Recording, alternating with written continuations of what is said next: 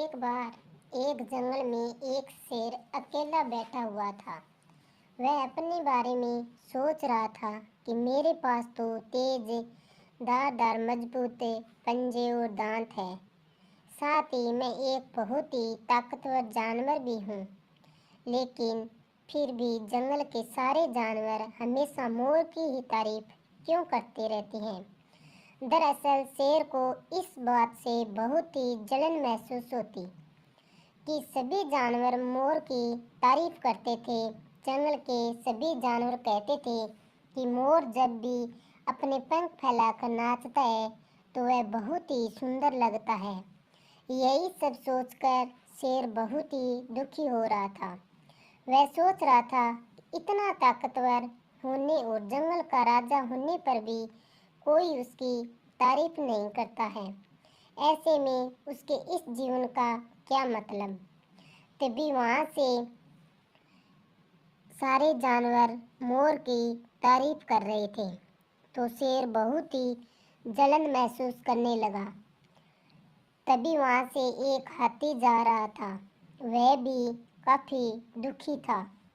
जब शेर ने उस दुखी हाथी से पूछा तो उसने कहा, तुम्हारा शरीर इतना बड़ा है और तुम ताकतवर भी हो, फिर भी इतने दुखी क्यों हो?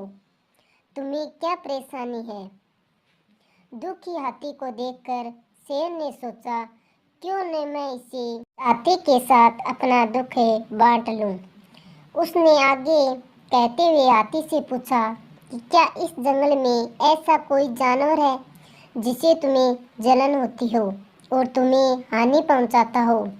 शेर की बात सुनकर हाथी ने कहा, जंगल का सबसे छोटा जानवर भी मुझे जैसे बड़े जानवर को परेशान कर सकता है। शेर ने पूछा, वह कौन सा छोटा जानवर है?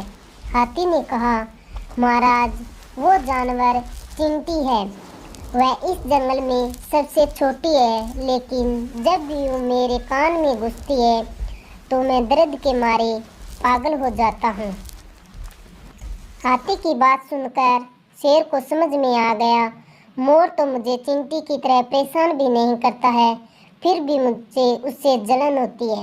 ईश्वर ने सभी प्राणियों को अलग अलग खामियां और खूबियां दी है। इस वजह से सारे प्राणी एक जैसे ही ताकतवर या कमजोर नहीं हो सकते।